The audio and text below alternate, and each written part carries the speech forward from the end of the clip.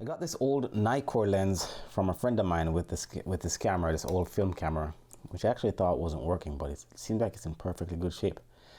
And I got to test it out in a little bit when I get to film and test it out. All right, so this is a Nikkor 28mm f 2.8, and according to the internet, this is a third iteration of a Nikkor lenses made in 1981. So, what's that? Almost more than 40 years old. And as you'll see in a little bit, it still takes great pictures and good video. I'm going to videotape myself in a little bit also. And I actually thought this was not working, this film camera.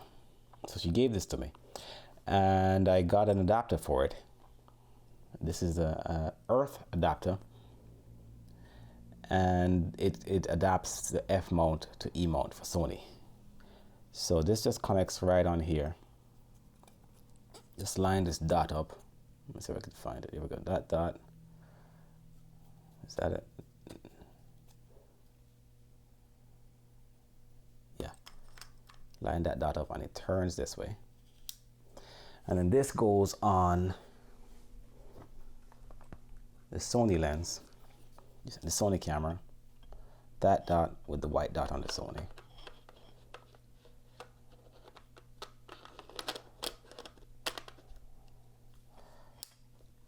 I like shooting with this manual lens. I'm not going to throw out my lenses for this or only use manual lenses going forward, because that would be a nightmare, I think.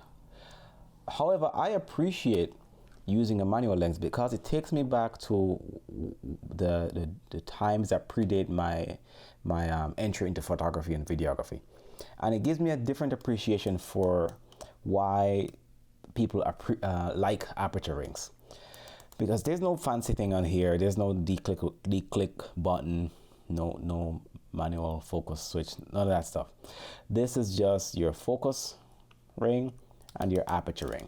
The aperture ring has two sets of numbers. They both correspond. So this one is what you look at, front one, and then this one is picked up by the old film camera here. So when you look in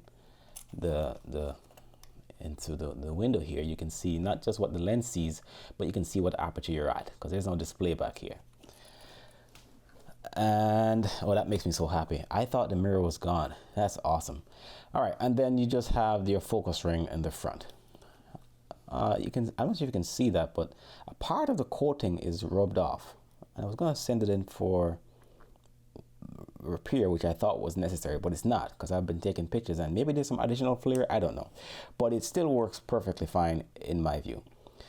And I've just gotten to love using a manual lens now. I don't know if I'd use it for anything professional right now, I don't think, but especially because I have to eyeball a lot of things, it will be hard to get used to that. However, with a digital camera, you can use peaking, and that will give you an idea of where your focus is at, which is awesome. It's almost like a cheat code.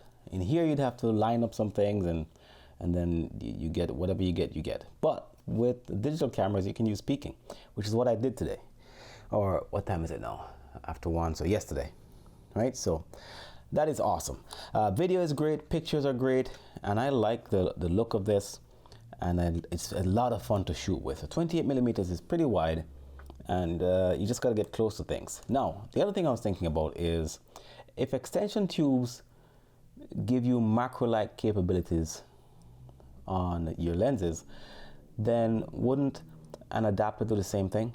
If anybody knows, you can just let me know. That's what I think. I've been searching all over the internet. Well, not very hard, but I Googled it a lot, and nobody could give me a straight answer, or I couldn't find a straight answer.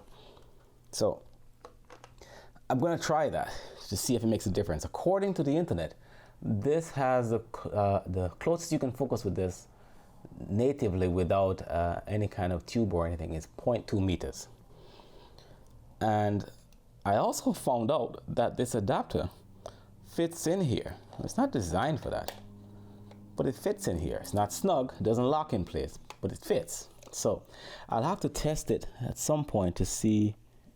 You know what? I can't see jack. I can't see jack. I don't think it's designed for that. But if I put the lens on here, which is what it's designed for, Now I can see again. Okay. Yeah, so this won't work with it. So maybe extension tubes won't work, or maybe this one is too long of a extension tube, in air quotes, I guess. All right, so I'm going to show you these pictures in a little bit and some video, but I like this lens. I think it's fantastic. Sony A6600 with the adapter, and I got a light over here, and the room light is on just to help out the lens a little bit. All right, so I have focal speed peaking set on the camera, so I can see it. It's not translating here in the recorded video, obviously, but I have focus peaking here, which means if I move back, then I should be in focus right here, because I can see it on the camera. I should be in focus. And if I move back even more, I should be out of focus. And if I move forward, I'm moving past the focal plane. You can still see me, but it's not as sharp. It shouldn't be as sharp. So if I move this focus there, then that should be sharper. Let me just check that. That should be sharper. Nobody asked for this. I get the appeal. I think that today's cameras are kind of too automatic. Like your phone, you can do all this fancy trickery. But with these, there's no trickery. You gotta know what you're doing. I don't know what I'm doing just yet, but this is so much fun. All right, so that's what it looks like in video. Let me get it the best possible way I can do it. First, let me drop the ISO. Let me drop the ISO down to maybe, let's use 640. And then let's widen that out a little bit. And it's saying I'm underexposed, but I kind of like it. I kind of like it. Let me turn off peaking so I can see myself. All right, and I kind of like that. That's the lens on there with the adapter. And here's the back of the camera with focus peaking turned on. You can see that you can use that with the manual lens to kind of gauge where your focus is at.